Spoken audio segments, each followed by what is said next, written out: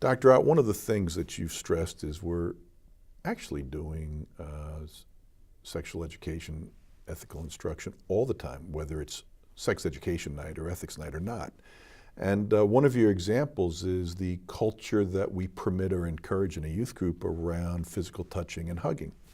And I really love to hear more about that because in my experience, kids that I've seen are much more touchy than they were in my generation. And two, they associated in the youth ministries that I led, an encouraging embrace is an analog of the culture of acceptance and love, which is over against the competition and anxiety of the high school. But that just then gets you into the question of, but some people are not comfortable and some people don't want to, and it's an impermissive touching. So how would you suggest we respond when we see that cultural evolution happening? So again, it's just a teachable moment. One, I don't think there's any right way to do it. I don't think hugging should be barred in youth groups.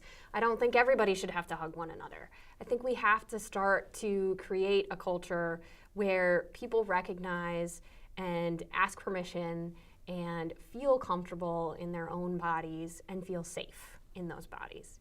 So this isn't a new problem. I mean, we've passed the peace in Christian communities for years, centuries, and I'm sure it's always been a questionable issue. Now, the good thing about passing the peace or hugging as a way of passing the peace in youth group, if it's understood that way, is that it's grounded in a Christian practice, that it's grounded in an acknowledgement of my love and respect for you. So I think the first thing I would do in a youth group is get the kids into a conversation about why. What does this mean for them? Is it a countercultural act on their part? Is it something that embodies a Christian value that they're extending to someone else? Might they hug or high five someone that they would be caught dead doing that to in the hallway of their high school because it's youth group and they're in a safe space where they feel they can acknowledge everyone? That's great. That's something to work with. Is it because it just seems like it's the best way to act like everyone's friends and cool? Well, then it's faking it. And then it's not a good practice to keep encouraging. So get them to just think about why and what it means to them.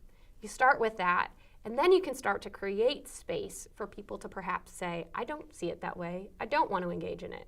Or, this is the only place I ever get a hug.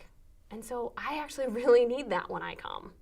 And then that person might think about how can they ask for their hug rather than just leaping on someone or taking it from behind when the other kid's not recognizing that they're jumping on them. So we're starting to instill ways in which we communicate our behaviors and we make sure the other person wants to participate in those behaviors and that we're doing them for the right reasons, that they're actually expressing values we have towards one another, and they're creating a culture that positively pushes those values.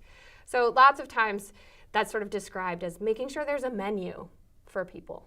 So when we think about the passing of the peace, I think a lot of ministers these days give people a menu.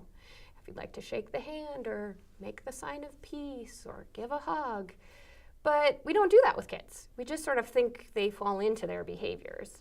And they might get into a pattern of falling into behaviors instead of thinking a little more intentionally about why they engage in them.